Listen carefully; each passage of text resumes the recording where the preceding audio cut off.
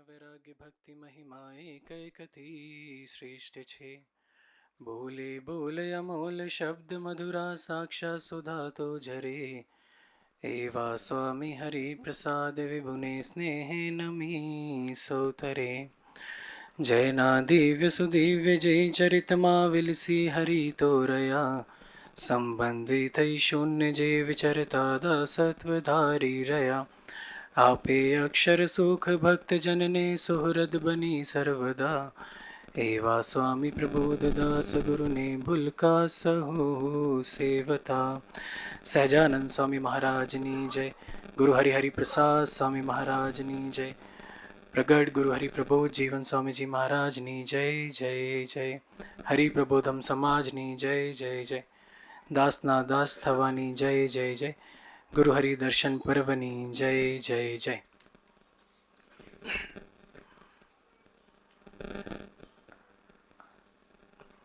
जब हमारे गुरु जी का भी स्थान वर्तमान में आत्मीय विद्याधाम आनंद बाकरोल की धरती पर है, जब वहाँ पे स्वामीनारायण संप्रदाय में पहली बार तीनों ठाकुर जी का स्थापना हुई थी, तो उस वक्त गुरु हरि प्रबोध स्वामी जी ने कहा था, एक संत ने गुरु हरि प्रबोध जीवन स्वामी जी से बताया था कि स्वामी जी आज के पहले कभी भी तीन ठाकुर जी की स्थापना कभी हुई नहीं है।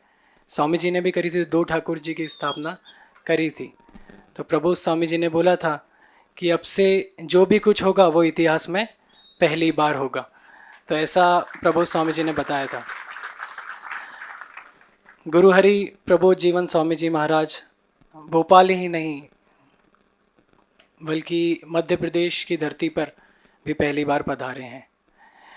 गुरु हरि के विचरण में उन्होंने सबसे पहले नागपुर में 3 दिन का विचरण किया, उसके बाद इटारसी के बाद गुरु हरि 1 मार्च को भोपाल की धरती को पावन किया और आज 3 मार्च को हम सभी को दर्शन का दान देने के लिए यहाँ पे पधारे हैं। गुरु हरि प्रसाद स्वामी जी महाराज, जो कि हमारे गुरु हरि प्रबोध जीवन स्वामी जी महाराज के गुरु थे, वो हमेशा अपनी गोष्ठी में एक श्लोक बोलते थे कि राम मिलन के कारणे जो तू भयो उदास, तुलसी संगत शोधि ले राम जनों के पास। वो बताते थे इसका विश्लेषण करते हुए कि यदि हमको राम भगवान का दर्शन नहीं हुआ और उनके दर्शन नहीं मिलने के कारण यदि हम उदास हैं, तो उन्होंने आगे बताया कि ऐसे सच्चे संत का हम सभी को संग कर लेना है, जिसकी आंखों से प्रभु देखते हैं, जिनके पैरों से प्रभु चलते हैं, जिनकी वाणी में प्रभु बोलते हैं। ऐसे प्रभुधारक संत हमारे परम पूज्य प्रबोध जीवन स्वामी जी महाराज हैं। तो हमारे जीवन में संत की अनिवार्यता कितनी है। स्वामी जी अपनी परावाणी में बोलते थे कि ऑक्सीजन से भी ज़्यादा हम सभी को संत की अनिवार्यता है। अब हम सोचें कि ऑक्सीजन से ज़्यादा संत की अनिवार्यता कैसे। तो ऑक्सीजन जो है वो देह को चलाने का काम करती है।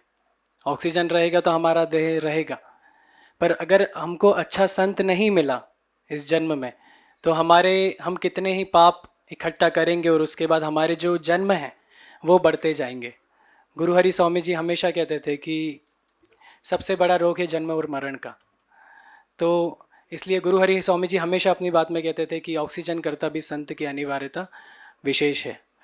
भोपाल मंडल में 40 जितने भक्तों, जिसमें मैक्सिमम युवा समाज है, यहाँ पर सभी भक्तों मिलके हर रविवार को 2 घंटा निकालते हैं। यहाँ पर सभी भक्तों मिलके सभा करते हैं। तो हम सभी देखें कि आज का युवा समाज, आप यहाँ पे देख रहे होंगे कि मैक्सिमम यदि भाइयों की संख्या में देखें तो युवा वर्ग ज़्यादा संख्या में उपस्थित है। यदि हम किसी सत्संग में जाते हैं, किसी भी कथाओं में जाते हैं, तो हम देखते हैं कि 50 उम्र से ज़्यादा, 60 उम्र से ज़्यादा जो ठीक से चल भी नहीं पाते और जो ठीक से समझ भी नहीं पाते, उनकी संख्या हमको ज़्यादा दिखाई देती है। पर जब भी कोई हमारे सत्संग में आता है, हमारे सत्संग के किसी भी उत्सव में आता है, तो वो देखता है कि हमारा जो सत्संग सभा होती है वो युवाओं से खचाखच भरी होती है। तो स्वामी जी के गुरु हरिप्रसाद स्वामी जी महाराज ने, स्वामी जी आत्मीयता का सूत्र लेके तो धरती पर आए ही थे, पर स्वामी जी ने एक बीड़ा उठाया था कि कैसे भी करके भारत का युवा बचे। स्वामी जी ने युवाओं के प्रति बहुत दाखड़ा किया। स्वामी जी कहते थे कि यदि एक परिवार से एक युवा सुधरेगा तो एक परिवार बचेगा, एक परिवार सुधरेगा तो एक मोहल्ला बचेगा, और मोहल्ला बचेगा तो जिला बचेगा, और जिला बचेगा तो राज्य बचेगा, और राज्य बचेगा तो देश बचेगा, और देश बचेगा तो पूरा विश्व बचेगा। हम सभी को पता है कि भारत में सबसे ज़्यादा तादाद यदि युवाओं की देखें तो भारत में है। तो स्वामी जी ने वो बीड़ा उठाया था कि कैसे भी करके जो युवा समाज है, जो नशे की लत में या फिर इधर उधर भटक चुका है, वो भटके हुए नौजवानों को सही राह पे लाने का कार्य गुरु हरिप्रसाद स्वामी जी महाराज ने किया। गुरु हरिप्रसाद स्वामी जी महाराज के गुरु योगी जी महाराज हमारे स्वामीनारायण प्रणालिका के चौथे गुरु, उन्होंने बोला था युवकों मेरा हृदय है, और उसके बाद स्वामी जी ने भी उससे आगे बताया कि युवकों मेरी पूजा है, युवकों मेरा हृदय है। हम सभी सोचे कि हम सभी अपनी पूजा किसको कहते हैं, हम सभी अपना सर्वस्व किसको कहते हैं। तो स्वामी जी ने किस लेवल तक युवाओं में रस लिया वो हम सभी को देखने को मिलता है कि जब हमारे युवा महोत्सव होते हैं, जब हमारे ऐसे सत्संग कार्यक्रम होते हैं, तो उसमें युवाओं की संख्या इसलिए ज़्यादा होती है। मैंने जैसे बताया कि हमारी जो स्वामीनारायण संप्रदाय है वो सबीज प्रणाली का है। सबीज प्रणाली का मतलब कि जैसे भगवान स्वामीनारायण आए तो उन्होंने एक वरदान दिया था कि जब तक सूरज चंद्रमा रहेंगे तब तक इस धरातल में मैं ऐसे कीर्ति कंचन कामिनी के रस और राग से रहित ऐसे संत के रूप में मैं इस धरातल पर अखंड रहूँगा। तो गुरु हरि प्रबोध जीवन स्वामी जी महाराज स्वामीनारायण संप्रदाय के हमारी छठवीं प्रणालिका के गुरु हैं, जिनके अंदर रह के भगवान स्वामीनारायण गुरु हरिप्रसाद स्वामी जी महाराज कार्य कर रहे हैं।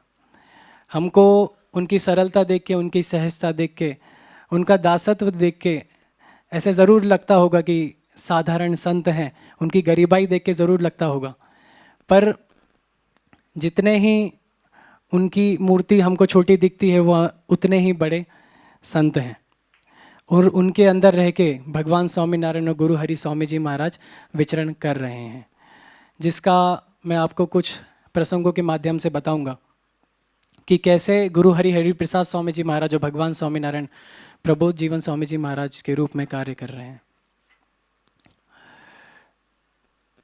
हमारे मंडल के एक भक्त हैं शिवम भाई। स्वामी जी ने किस तरह से युवाओं के जीवन में रस लेके उनको परिवर्तन किया, उनके सही मार्ग पर पहुंचाया। शिवम भाई सन 2018 में हम सभी के कांटेक्ट में आए। उस वक्त हम करीबन 8-10 भक्तों थे जो मिलके रेगुलर सभा भरते थे, युवक ही थे। तो जब शिवम भाई हमारे संपर्क में आए तो उनको स्वामी जी के प्रति काफ़ी श्रद्धा थी, काफ़ी स्वामी जी से प्रेम भी होने लगा था धीरे धीरे, क्योंकि स्वामी जी की मूर्ति ऐसी थी कि सभी को अपनी ओर आकर्षित करती थी। तो शिवम भाई सभा तो भरते थे, पर उसके साथ साथ उनका स्मोकिंग चालू, उसके बाद उनका ड्रिंक चालू, जितने भी तरह के हम कह सकते हैं कि सत्संगी के अपोजिट जो जीवन होता है वैसा शिवम भाई का जीवन था। तो शिवम भाई हमारे सत्संग से जुड़े, और उसके बाद एक बार ऐसा हुआ कि रामनवमी पर हरिधाम जाना हुआ, जो हमारे गुरुजी का मंदिर है। तो वहाँ पर जब हम हरिधाम मंदिर गए तो वहाँ पर शिवम भाई का ऐसा होता था कि आप देखेंगे हरिधाम मंदिर में कि आपको कोई व्यक्ति ऐसा भी नहीं मिलेगा हमारे मंदिरों में कि जो व्यक्ति गुटखा भी खाता हो, तो बीड़ी सिगरेट की तो दूर की बात है। तो उस वक्त सभा होती थी, सभा के बाद शिवम भाई हमको बोलते थे कि यार मुझे तलब लग रही है तो मुझे जाना है। तो उस वक्त नए नए सभा में थे तो हमें समझ में भी नहीं आता था कि उनको किस तरह से हैंडल किया जाए, तो हम बोल भी नहीं पाते थे कि ये सब अच्छा नहीं है, आप मत कीजिए।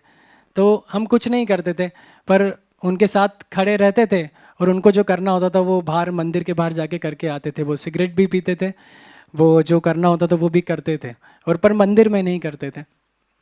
उसके बाद क्या हुआ कि एक बार हमारे गुरुजी जनवरी के फर्स्ट वीक में युवा महोत्सव करते हैं, जिसमें देश और विदेश के करीब 2 लाख युवकों पार्टिसिपेट करते हैं। और ऐसे युवा जिनका जीवन प्रभु मान्य है, जिनके जीवन में राष्ट्र भक्ति है, प्रभु भक्ति है, जिनके जीवन में किसी प्रकार का कोई व्यसन नहीं है, ऐसे युवक उस सम्मेलन में आते हैं। तो हमारे साथ शिवम भाई का भी उसमें जाना हुआ। और जब शिवम भाई हमारे साथ वहाँ पे गए तो उन्होंने स्वामी जी का दर्शन किया, उन्होंने युवकों का दर्शन किया, वहाँ पे कैसे युवा हैं, वहाँ का समाज का दर्शन किया। और जब शिवम भाई ने इनका दर्शन किया तो शिवम भाई ने हमारे जो मंडल के भगवती हैं उनको बोला कि मैं आज से संकल्प करता हूँ कि आज के बाद से मैं कभी सिगरेट, बीड़ी, दारू, किसी भी चीज़ को हाथ भी नहीं लगाऊंगा। हम में से भी न्यू ईयर में, नए साल में हम सभी संकल्प लेते हैं कि आज से ये नहीं करेंगे, सुबह उठना चालू कर देंगे। तरह तरह के हम सभी भक्तों कुछ ना कुछ रेजोल्यूशन लेते हैं, पर शिवम भाई ने वो रेजोल्यूशन लिया। और हमें पता है कि जब किसी को सिगरेट की लत होती है तो वो छोड़ नहीं पाता।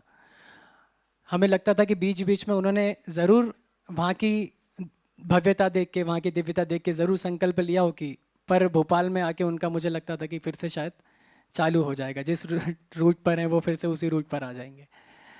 पर उस दिन का दिन था और आज का दिन है। आज तक शिवम भाई ने कभी ना सिगरेट को हाथ लगाया, ना शराब को हाथ लगाया, ना किसी ऐसी व्यसन वाली चीज़ को हाथ लगाया। और उसके बावजूद उनको वहाँ से आने के बाद कभी ऐसा संकल्प भी नहीं उठा कि मैं इनका सेवन करूं। तो ये गुरु हरि स्वामी जी के आशीर्वाद के सिवाय संभव नहीं है। ऐसे प्रभुधारक संत का जब आशीर्वाद हमको मिलता है, ये चीज़ तभी संभव है। मेरे भी कितने दोस्त हैं जो हर बार रेजोल्यूशन लेते हैं, करीबन सैकड़ों बार तो बोल चुके होंगे कि हम नहीं पिएंगे, पर फिर से उनका चालू हो जाता है। संकल्प करते हैं, सुरुचि भी रहती है कि नहीं करना है, पर उसके लिए बल कौन प्रदान करे? हम में इतना बल नहीं है। हमारी मन बुद्धि हमको पराजित कर जाती है। कभी जब मन होता है तो हम सभी भक्तों, हम मतलब जैसे कि मैं अपनी बात करूं, अगर मैं शिवम भाई की जगह होता तो मुझे मेरी मन बुद्धि पराजित करती, मैं कर लेता। पर शिवम भाई के ऊपर स्वामी जी की इतनी करुणा थी, इतना आशीर्वाद था कि शिवम भाई को इतना बल मिला कि वो कभी भी उनको उस चीज़ को छूने की भी इच्छा नहीं हुई। तो ऐसे युवकों का परिवर्तन गुरु हरि प्रसाद स्वामी जी महाराज ने किया है। ऐसे तो शिवम भाई केवल एक उदाहरण है, ऐसे तो हजारों, अनेकों ऐसे युवक हैं जिनका सत्संग में आके जीवन परिवर्तन हुआ है। तो हमारा जो सत्संग है वो खाली बातों करने का नहीं है कि बातें कर दी और उसके बाद मतलब वो अप्लाई नहीं है। हमारा प्रैक्टिकल वाला सत्संग है। इसमें युवकों को जो भी बताया जाता है वो अंदर से इच्छा रहती है उनको कि मैं इसको फॉलो करूं। उसके बाद गुरु हरि प्रबोध स्वामी जी महाराज का दर्शन आप सभी भक्तों को कराता हूँ। हमारा अभी 2024 में युवा महोत्सव अहमदाबाद की धरती पर हुआ, जिसमें 2 लाख की संख्या में भक्त उपस्थित थे और बहुत ही भव्य उत्सव हुआ। तो उसमें भी जब जाने के लिए हम सभी भक्तों ने रिजर्वेशन 2-3 महीने पहले से करवा लिया था।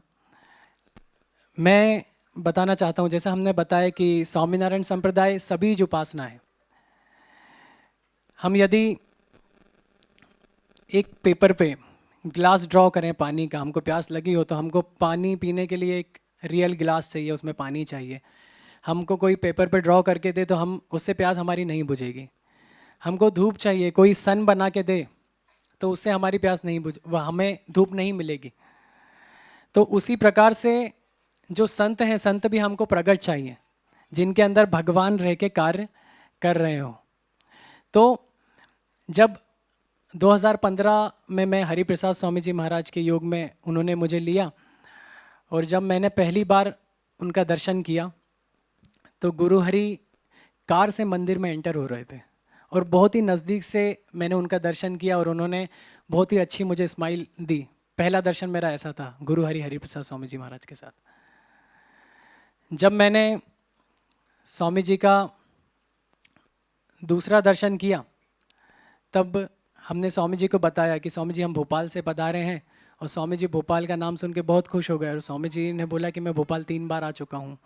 ऐसा करके हम सभी को बताया और मैं स्वामी जी के फ्रंट में खड़ा था, पर स्वामी जी ने मेरी तरफ एक भी बार देखा भी नहीं और इधर से भक्तों को देखते थे, इधर से नीचे मुंडी करते तो इधर भक्तों को देखते थे।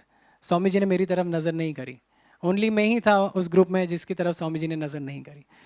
तो मुझे तो ऐसा लगा कि अभी तो बड़ी अच्छी स्माइल दी कार में थोड़ी देर पहले, और अभी स्वामी जी देख भी नहीं रहे। तो ऐसे हमारे संकल्प उठते हैं। तो उसके बाद क्या हुआ कि हरिधाम में ही थे, मंदिर में ही थे। जब तीसरी बार स्वामी जी के दर्शन करने के लिए पधारे तो काफ़ी भक्तों की लंबी लाइन थी, और स्वामी जी की एज भी करीबन 80-82 के आसपास थी। उसके बाद स्वामी जी का जो सिंहासन था उसके आगे काफ़ी बड़ा टेबल था, जिसमें स्वामी जी, जिसमें भक्तों की लाइन लगती थी, और भक्तों स्वामी जी के हाथ का स्पर्श करके उनको जय स्वामीनारायण बोल के निकलते जाते थे उनका दर्शन करके। तो जब मैं तीसरी बार जब स्वामी जी के दर्शन मुझे हुए तो उसके बाद स्वामी जी ने मुझे गले लगाया।